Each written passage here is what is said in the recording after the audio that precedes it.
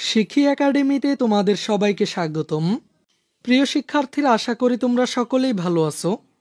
শিক্ষার্থীরা, এই ক্লাসটি আমরা শুরু করব ইতিহাস ও সামাজিক বিজ্ঞান বইয়ের ষষ্ঠ অধ্যায়টি থেকে।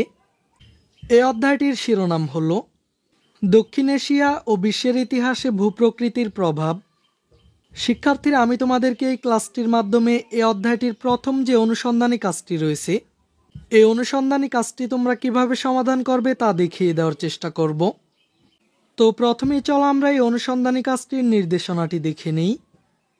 পৃথিবীর ভূপ্রাকৃতিক বৈশিষ্ট্যগুলো বৈচিত্র্যময়। নদী, পাহাড়, সমুদ্র, মরুভূমি, জঙ্গল, মালভূমি এইসবই হচ্ছে ভূপ্রাকৃতিক বৈশিষ্ট্য। চলো এরকম আরও কিছু ভূপ্রাকৃতিক বৈশিষ্ট্যের নাম খাতায় লিখে ফেলি।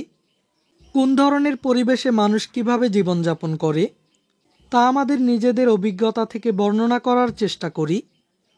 তার মানে এখানে আমাদের কাজটি হলো পৃথিবীর বৈচিত্র্যময় পরিবেশে মানুষ কিভাবে জীবনযাপন করে তা অনুসন্ধান করে খুঁজে বের করে নিচের খালি জায়গায় উপস্থাপন করা। তো শিক্ষার্থীরা, চলো আমরা এই অনুসন্ধানী কাজটির একটি নমুনা সমাধান দেখে নিই। শিক্ষার্থীরা, আমি তোমাদেরকে এখানে এই অনুসন্ধানী কাজটির একটি নমুনা উত্তর দেখানোর চেষ্টা করব। কিছু ভূপ্রাকৃতিক বৈশিষ্ট্যের নাম হলো নদী, পাহাড়, সমুদ্র, মরুভূমি, বন জঙ্গল, পাহাড় পর্বত, মরুভূমি, মালভূমি, পাথর, গাছপালা, হ্রদ ইত্যাদি। আমাদের অনুসন্ধানী কাজটির বিষয়বস্তু হলো ভূপ্রাকৃতিক বৈশিষ্ট্য ও বৈচিত্র্যময় পরিবেশে মানুষের জীবনযাপন। বৈচিত্র্যময় পরিবেশে মানুষ যেভাবে জীবনযাপন করে তা আমার নিজের অভিজ্ঞতা থেকে বর্ণনা করা হলো।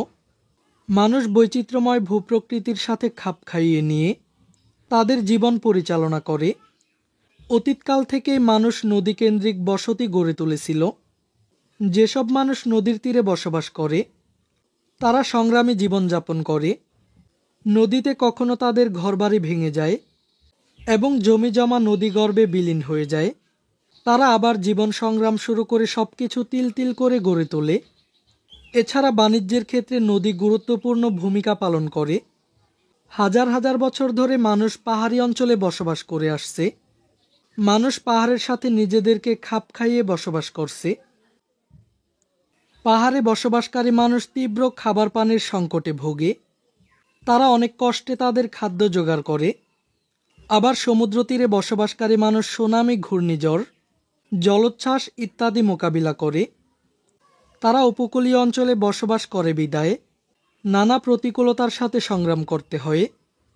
সমুদ্রকে কেন্দ্র করে গড়ে ওঠে মানুষের যাতায়াত ব্যবস্থা।